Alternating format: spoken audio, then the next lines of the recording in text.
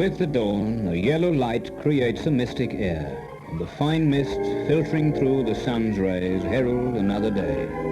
A day like any other in our South African reserves for wild animals, where undisturbed nature is as free as the birds whose songs fill the countryside.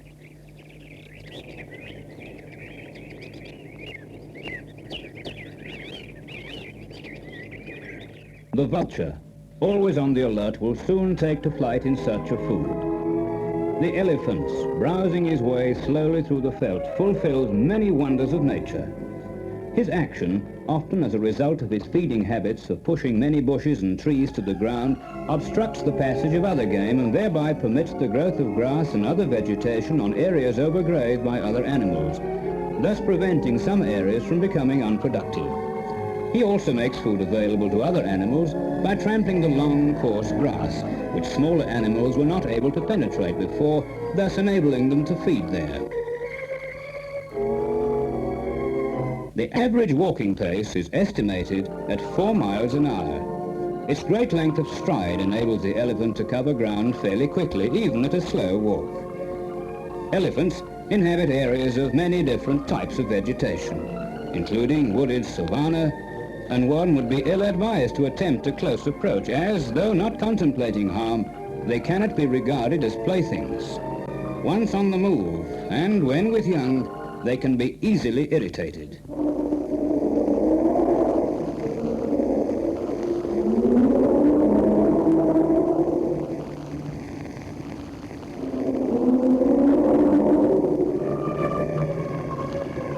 The palm for intelligence amongst animals is not uncommonly allotted to the monkey tribe, and if this assessment is correct, the elephant must rank next in pride of place. Those who know of the Asian elephant's work at timber hubs on the Indian continent and other eastern countries will doff hats to its intelligence. The perception and general understanding of the African variety falls not a whit below that of its trained relative. In Africa, many of our numerous arteries in this continent's road network follow tracks initially trodden by these huge beasts. During times of excessive drought, it is not unknown for the elephant to fell trees across the dry riverbeds, thus creating an animal-made dam in order to maintain as long as possible the dwindling supplies of water and prevent it from flowing away. A dust bath, not an unusual sight, often assists our huge friend in ridding himself of parasites and other annoying insects.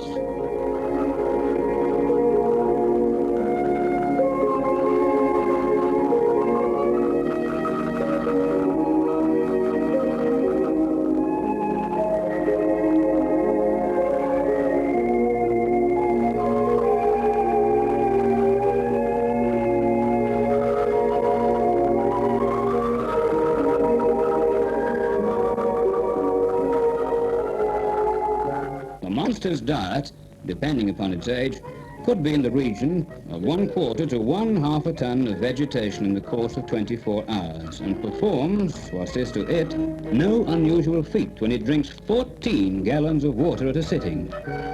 For his size, his approach down the steep riverbanks is uncanny.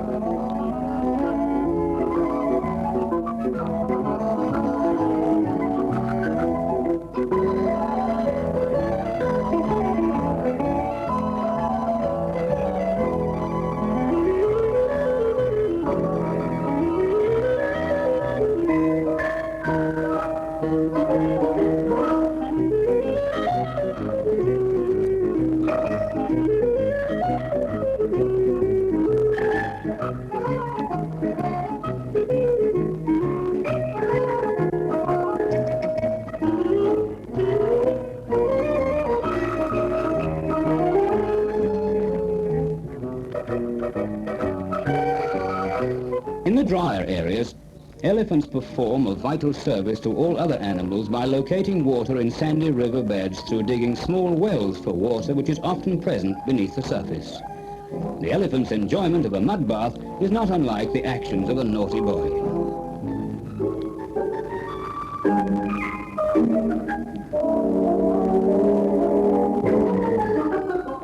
Savage bull elephants are as rare as a really wicked man, but those that are not savage sometimes give way to moments of bad temper. It is believed by some that the male Asian elephant comes into season and not the female, thus at times creating the bull's temperament. During this period of musk, an oily discharge visibly oozes from the temporal glands between the ear and mouth.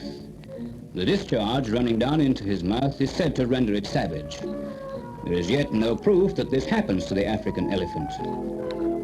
Like all mammals, the female elephant comes into season. This does not occur at any fixed time, but during any season of the year. Elephants fall in love and the courtship lasts for many weeks, and they will keep together and graze together for months on end. Elephants feed mainly on leaves, tender shoots, wild fruits, various roots and bark, and reject unsavory and unpalatable vegetation as though putting aside gristle from a juicy steak. Elephants are usually gregarious, even at water holes. The adults are all invariably well behaved and affectionate to one another. There is no more fascinating sight than to see elephants at a water hole.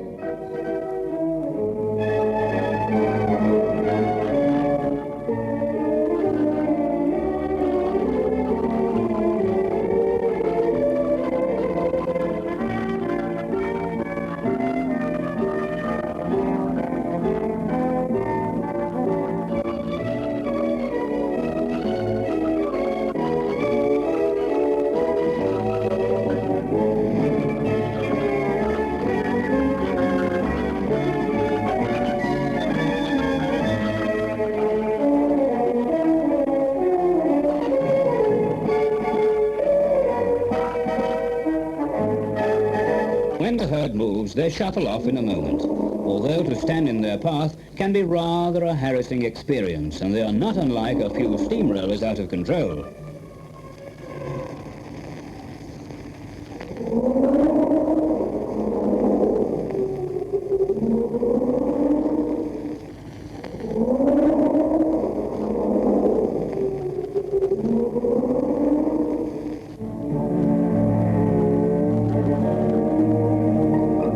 As the sun sets at the end of another day, we recall the controversy over their use by the Carthaginians in their wars against Rome.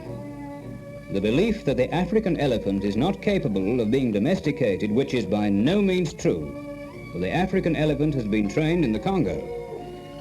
When held in captivity, however, elephants show more uncertain tempers than the average Indian elephant.